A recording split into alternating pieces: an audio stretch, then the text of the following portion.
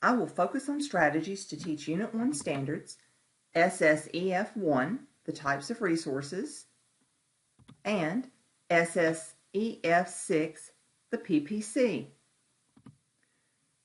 To begin, connect back to how the types of resources were taught last, which was in 6th and 7th grades. Resource types are first taught in 3rd grade. In my school system, 6th and 7th grade teachers show the math example of how to factor a number to start this process. I also do this as it helps students remember.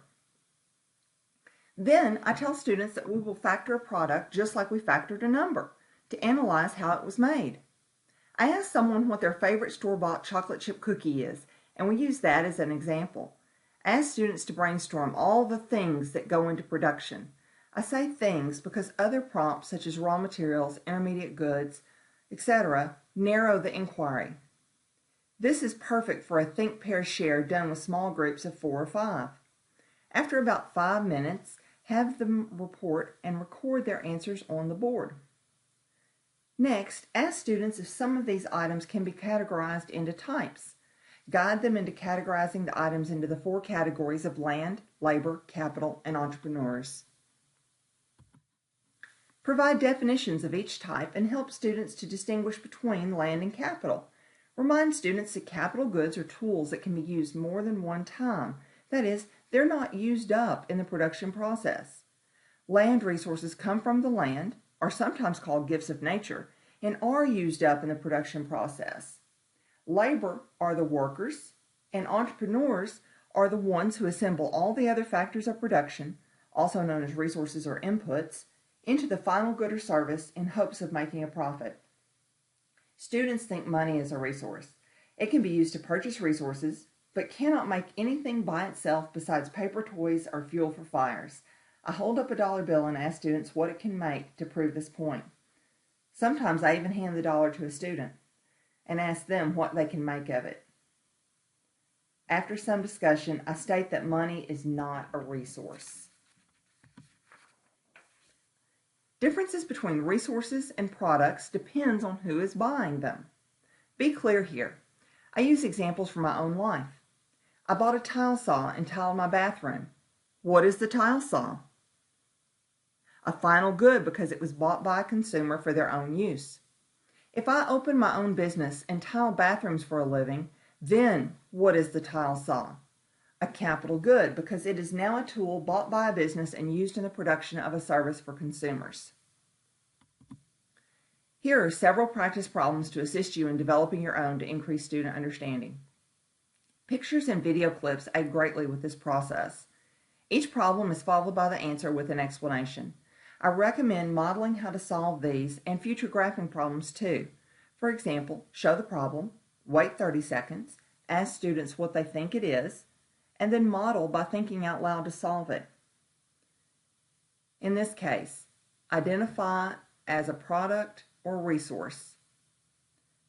Tile is bought by a consumer, so it's a final good or service.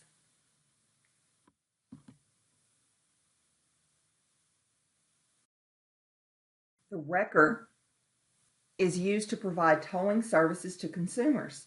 It can be used multiple times, so it's a capital good.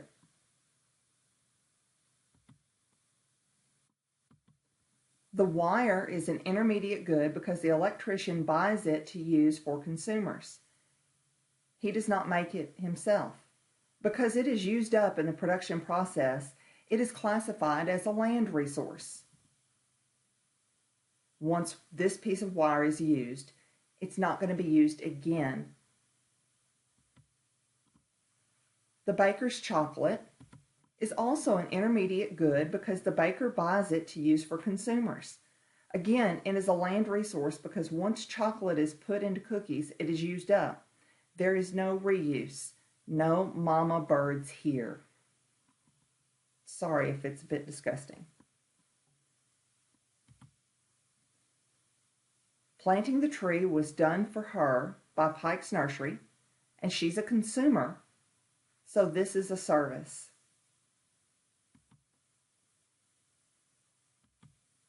This is a summary slide with all previous problems and answers.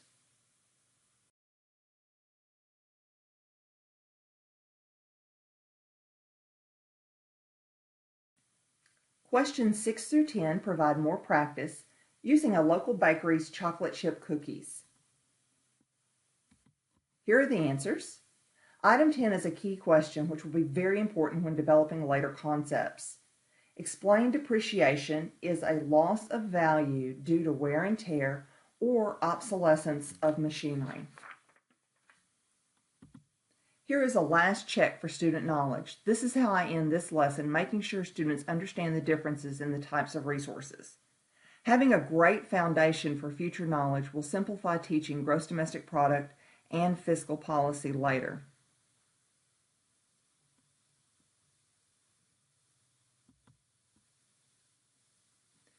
Teaching the PPC, the Production Possibilities Curve.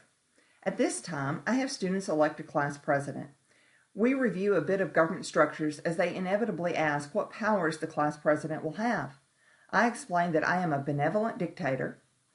Thank you to Jerry Collins for first giving me this description of a teacher. But that the class president will be delegated decision-making powers occasionally. This will help teach fiscal policy and budgeting. Election time. All nominated candidates must accept their nominations, that is, consent to run and make a campaign speech.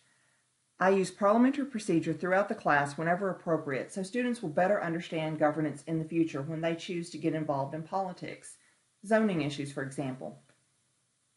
Parliamentary procedure also serves to allocate class time between students, why it was developed in the first place. After the election is done, I make the second place finisher the vice president and remind them that we no longer do this in the USA. I tell students that we are a new country, this classroom, and we are going to graph our decisions about what to produce.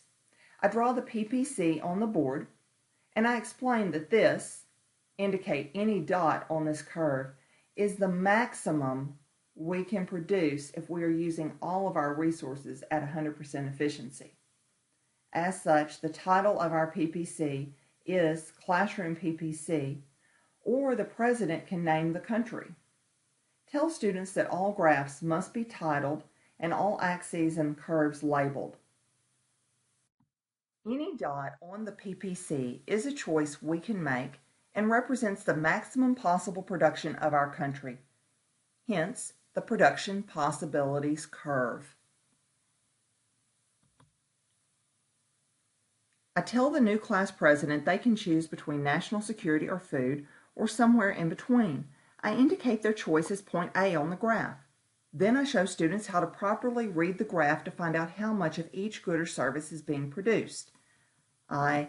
down to the horizontal axis, and again over to the vertical axis, explaining that this is how much is being produced of national security and food. I announced that last year we did not have enough food. I asked the class president if they wished to change their decision. They will choose more food production. I graph that, making their new choice point B on the PPC, and I again ... the new quantities produced.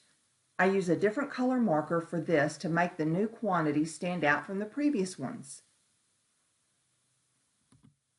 I asked students what the cost of the president's choice was. Hopefully, they will identify this as the opportunity cost of the decision.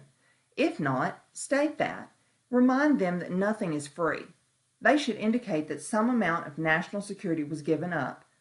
Tell them this was the opportunity cost of the decision. This is shaded in blue on the graph. Ask students what economic concepts are illustrated by the PPC. They should respond with opportunity cost and trade-offs. Identify trade-offs as the gain and the loss of a decision.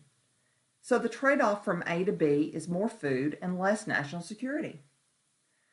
When asked for the opportunity cost, explain you cannot answer with the trade-off and earn credit.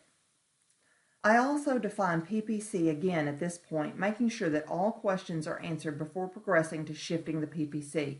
I thank Gary Petmakey for this suggestion, as he says, "What are your questions?"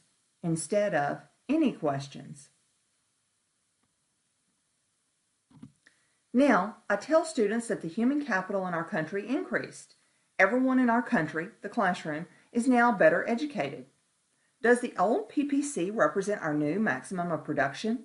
No, so we must draw a new one that shows the increase in our human capital. Therefore, the PPC shifts outward. Always say outwards and inwards when dealing with PPCs. Use to the left and right with supply and demand shifts. Ask students what changed. They should say the quality of resources. Imagine more of us take early retirement. Now the number of resources, labor, has decreased. Therefore, the PPC shifts inward to show that our maximum production has been reduced.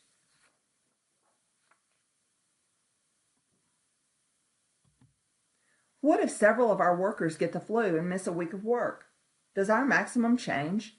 No, the maximum production is still the same, but we are not achieving it anymore. The workers still exist.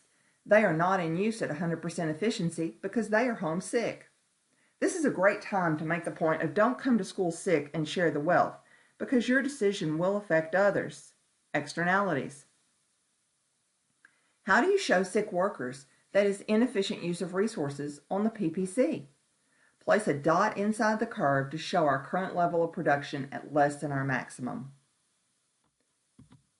Now, brainstorm with students other reasons for less than 100% efficiency, strikes, unemployment, etc.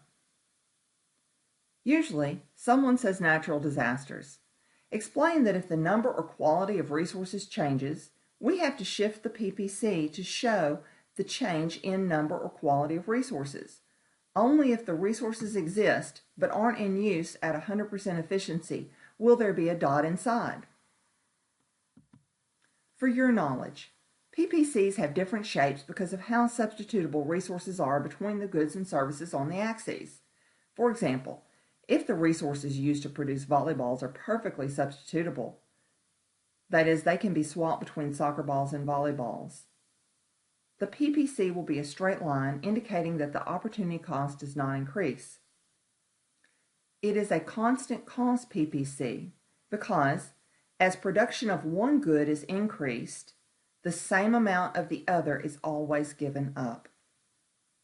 But when resources are not as ideally suited to the production of the other good or service, the opportunity cost of increasing production also increases because less desirable resources are now in use, as all the ideally suited resources have already been used.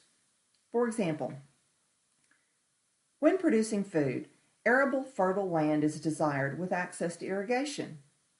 After all acres of land with access to irrigation are used, you can only increase your production by using land without irrigation.